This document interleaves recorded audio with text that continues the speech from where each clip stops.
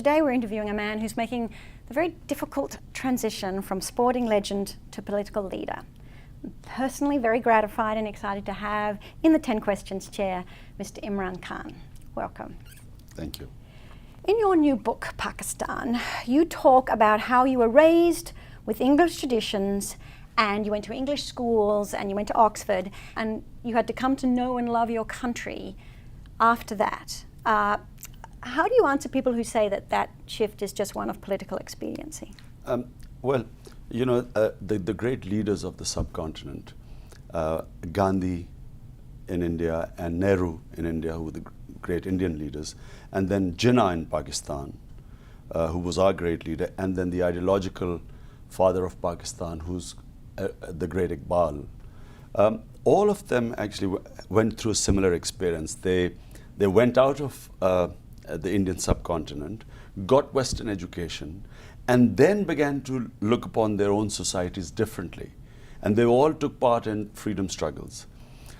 In my case, it was compounded by the fact that I was a cricket player who represented my country.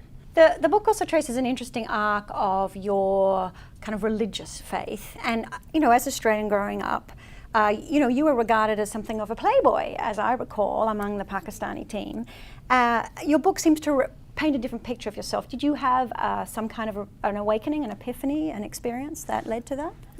It doesn't mean that, you know, there was some regret or anything of my past life. I mean, we evolve, we human beings. We are humans, otherwise we'd be made angels. So we make mistakes, we learn, we evolve. But it's specifically, what is spirituality? It is much bigger thing than just about, you know, a playboy life or not. It is about, a spiritual life is different to a material life, if they're two extremes, in that you have as a spiritual person, you have a responsibility to the society. You become selfless. There is a purpose to existence because you know that the two main questions are answered. What are you doing on this earth? And what will happen to you after you die? So only religion can answer that. You have a heroic status as a cricketer. There are very few sporting figures that have quite your resume. There's some Australians maybe, but that sporting prowess has not yet translated into a lot of political success. Why do you feel that is? The reason I went into politics was not to just be successful as a politician and be in power. I want a change in Pakistan. We wanted to get rid of the system which is stopping the potential of the country going up. In other words, the whole idea was to fight the political mafias in Pakistan. The two main parties are basically, their interests are the same. They are mafias. They come into power, they plunder the country. Both the leaders of the two main parties have their wealth lying outside, billions of dollars lying outside, all unaccounted for. And then they come in and they have only two reasons. One is to make more money and other is to protect their looted wealth. So it was taking on the whole political lot. And it was always going to be difficult. But having said that, each month the lead grows between us and the number 2 party. Do you have confidence that cricket in Pakistan is clean at the moment?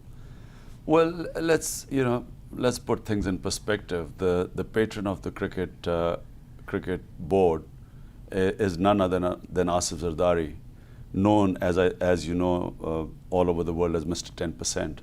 So you can't blame the poor cricketers if that's their role model. I don't think Pakistan cricket has been clean, but I think that international cricket has not really been clean. It's almost impossible to detect spot fixing. It's almost impossible.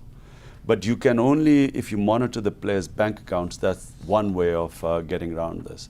Because there's so much money in it.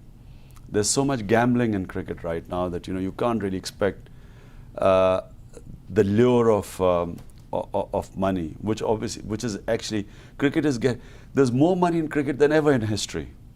The IPL, just to give you an idea, I played 21 years of international cricket, which is one of the longest playing careers. I want numbers here, right? No, I'm saying 21 years. In 2 months, a player makes more money than I did in 21 years of international cricket. And an ordinary test cricketer. Forget about I'm not talking about a Sachin Tendulkar. So that's the sort of money there is in cricket. You write in the book how your wife Jemima found it difficult to live in Pakistan, and that contributed to the demise of your marriage, and you remain single. Is there going to be another Mrs. Imran Khan? I do not have time to give to marriage, because at the moment there's so much happening, and especially now, the party taking off. I just, right now my main goal are the elections, which will be sometimes next year. So what you're saying is you think you'll have a better chance of meeting women once you're elected? Like Nicolas Sarkozy. Is that right? Is that the model we're going for? Not really. Whatever my model, Sarkozy is not my model. Okay. Mr. Imran Khan, it's been such a pleasure. Thanks so much. Thank you.